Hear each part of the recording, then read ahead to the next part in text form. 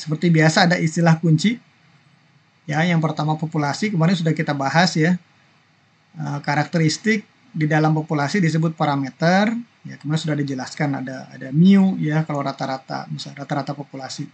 Ada sampel. Dia adalah cuplikan dari populasi atau bagian dari populasi. Biasanya karakteristiknya disebut statistik. Nah, kan makanya kemarin saya jelaskan harusnya mata kuliahnya bukan statistik tapi statistika ya, tahu kan? Karena statistik itu adalah istilah untuk menjelaskan karakteristik dari sampel. Ya, seperti apa? Rata-rata sampel, ya, standar deviasi, varians dari sampel, nah itu statistik namanya. Atau laporan ya. Laporan misalnya jumlah kelahiran, kematian, kecelakaan, nah itu biasanya disebut laporan statistik. Ya, tapi kalau ilmunya namanya statistika ya di sini ya. Gitu. Nah, kemudian nanti ada variabel ya. Jadi variabel itu biasanya apa namanya? Sesuatu yang diukur ya. Di sini saya ingin mengukur misalnya tinggi badan ya. Jadi ada saya ingin tahu ya tentang data tinggi badan atau berat badan boleh ya. Di sini misalnya tinggi badan ya. Data tinggi badan ya. Nah, di sini saya akan ingin tahu nih. Oke.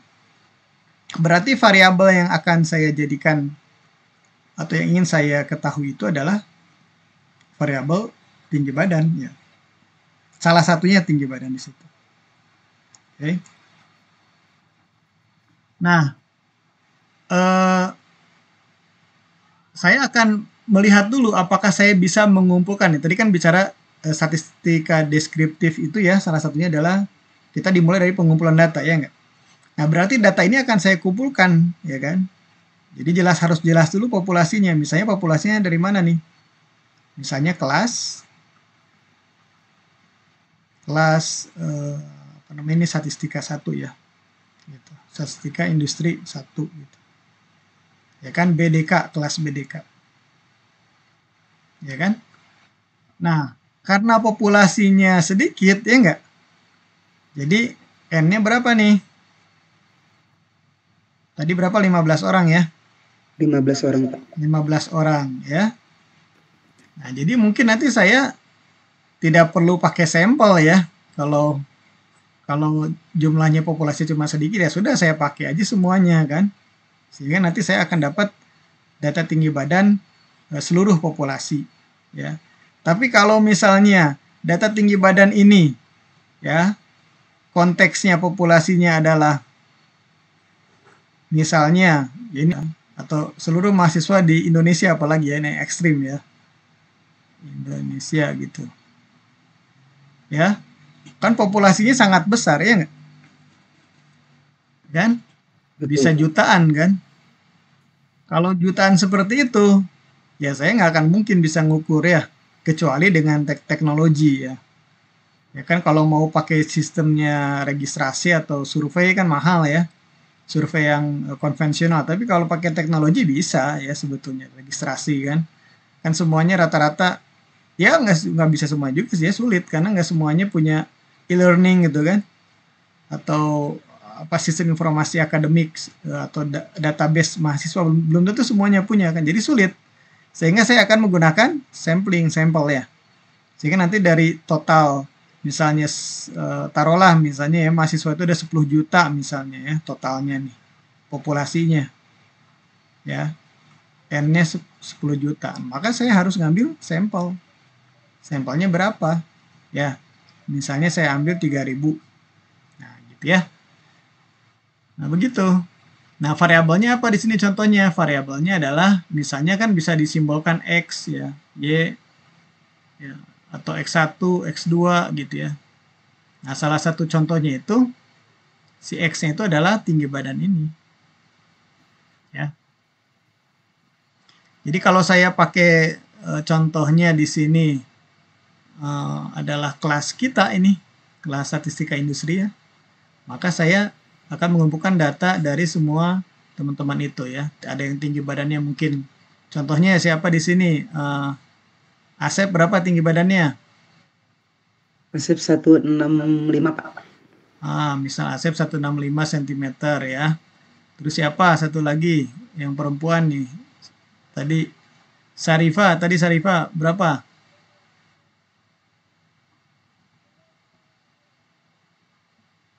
Sarifa berapa Ya tingginya? Pak, 163 Pak.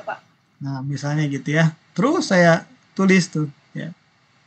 Jadi dari sini teman-teman bisa paham sebetulnya, oh data itu sebetulnya apa data itu di sini. Data itu adalah sebenarnya fakta, ya nggak? Ya nggak? Data itu sebenarnya fakta. Tapi kan fakta ini kan banyak, ya nggak?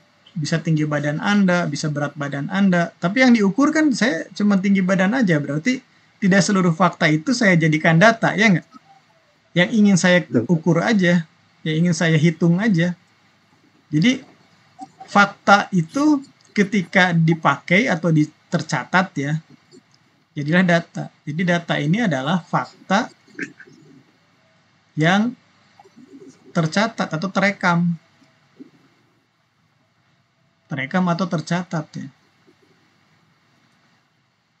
Begitu ya. Tinggi badan misalnya gitu ya. Nama dan tinggi badan. Ini kan berarti data dua nih. Ada nama, variabelnya ya, ada tinggi badan gitu. Begitu. Mungkin nanti ada berat badan ya dan sebagainya. Jadi X1 tinggi badan, X2 berat badan misalnya gitu ya. Oke. Nah, kemudian apa lagi ya?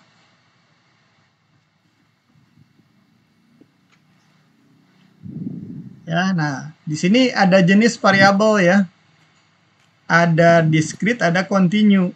Ya, orang baca continue, tapi saya cek KBBI ternyata dia continue ya. Tapi dibaca continue nggak apa-apa lah dari bahasa Inggrisnya.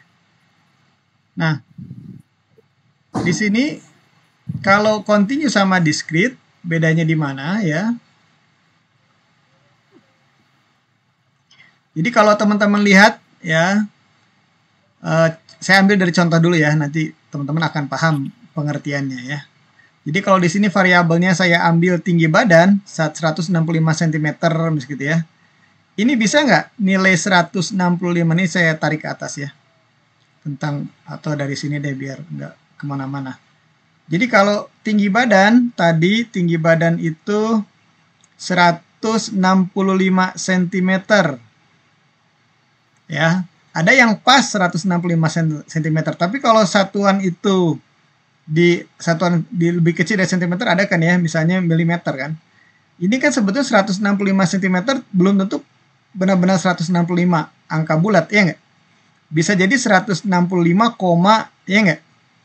165,1 misalnya. Bisa kan begitu kan? Bisa ya? Bisa kan?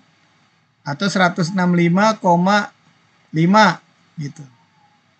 Ya kan? Jadi 165 cm plus 5 mili gitu. Nah, jadi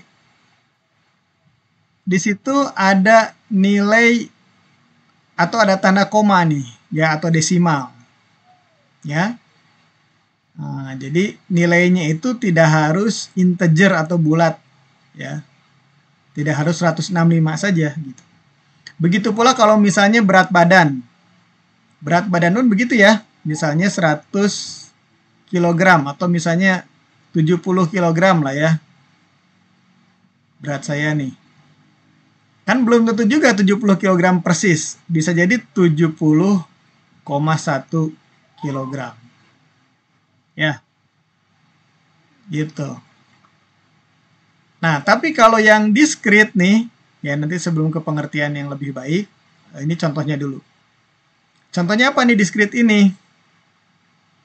Misalnya apa ya? Misalnya saya ingin mengumpulkan data jumlah anak, ya jumlah anggota keluarga lah. Ya jadi dari teman-teman itu saya kumpulkan data jumlah anggota keluarganya gitu ya. Nah, berarti kalau di sini jumlah anggota keluarga JAK nih saya kumpulkan, maka nilai datanya itu seperti apa nilai datanya? Ya, misalnya Hasbi berapa anggota keluarganya? Dua bersaudara, jadi 4 betul ayah ibu. 4 sama ayah ibu ya? Ayah ibu. Nah, 4. Terus siapa lagi? Saya sebenarnya 3 Pak. 3, 5 Pak. Nah, ada yang 5 kan? Tuh. Tapi nggak ada kan yang bilang saya 5,5, nggak ada kan? Ya kan? Ada Pak. Nggak ada ya, atau misalnya 3,5, ini nggak ada kan? Nggak ada yang begitu. Nah, itu sebagai tanda dulu dia pakai jenis bilangan bulat integer ya, bilangan bulat atau integer ya, integer number. Jadi kalau ini ya continue itu ada desimalnya ya, atau bisa juga diartikan kalau ada dua nilai ya, misalnya di sini nilai tertentu ya, misalnya jadi bisa sebagai interval. Misalnya saya tuliskan di sini 100 lah sama 200 gitu. Ya. Nah, nilai continue itu ya, teman-teman, bisa mencakup ya nilai di antara 100 sampai 200 ini ya, di sepanjang apa namanya? Garis ini. Oke, jadi bisa mencakup sepanjang garis ini nilainya. Ya kayak tadi nih, misalnya kalau ini, atau di sini saya buat 165 ya. Ini 166 lah. Ini saya kok contohnya terlalu malah contoh baru. Ya 166 itu adalah tinggi badan. Ya 165 dan 166 ini kan discrete nih. Ya integer.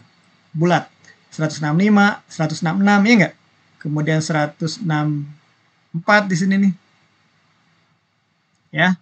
Nah, kalau si integer itu kalau yang continue ya, nilainya itu bisa ketika disebutkan ya tinggi saya sekitar 165 gitu ya. Nah, nilainya itu sebetulnya tidak tentu 165 ya. Dia bisa antara 105 sampai 166. Berarti ada di antara ini nilainya ya enggak? Bisa mencakup nilai di sini. Ya, tapi ketika disebutkan anggota keluarga, kalau saya buat apa namanya? Apa namanya di sini ya? Anggota keluarga ya, misalnya di sini 0 ya, 1 2 3 gitu. Ya kan? Maka nilainya itu hanya ada di setiap titik ini nih ya. Ya enggak? Bisa 1, 2, atau 3, atau 4 nih di sini. Nggak bisa di antara 2 sampai 3 ini nggak masuk dia. Nilainya tidak mungkin berada di antara 2 sampai 3. Paham ya? Jadi discrete itu berada pada titik-titik nilai yang terpisah ya, terpisah. Jadi 1 atau 2 atau 3 atau 4 nih. Tidak mungkin berada di antaranya di sini. Ya. Kalau continue dia bisa berada di antara nilai-nilai yang discrete ini ya. Makanya nanti variabel continue itu biasanya dinyatakan dengan bisa dalam bentuk desimal ya, mengandung desimal ya. Oke. Jadi kayak data jumlah anggota keluarga itu discrete, data kecepatan kendaraan itu continue gitu ya. Data jumlah pendapatan apa jenis variabel yang mana? Jumlah pendapatan. Continue Pak. Yang continue Pak. Ya. Continue Pak. Kalau ini apa? Jumlah barang yang diproduksi? Diskrit. Discrete, Pak. Diskrit ya. Tapi kalau satuan kayak misalnya volume yang diproduksi, volume barang yang Volume diproduksi bisa koma, Pak. bisa continue ya. Jadi dia continue dia. Ya sudah paham lah ya di sini.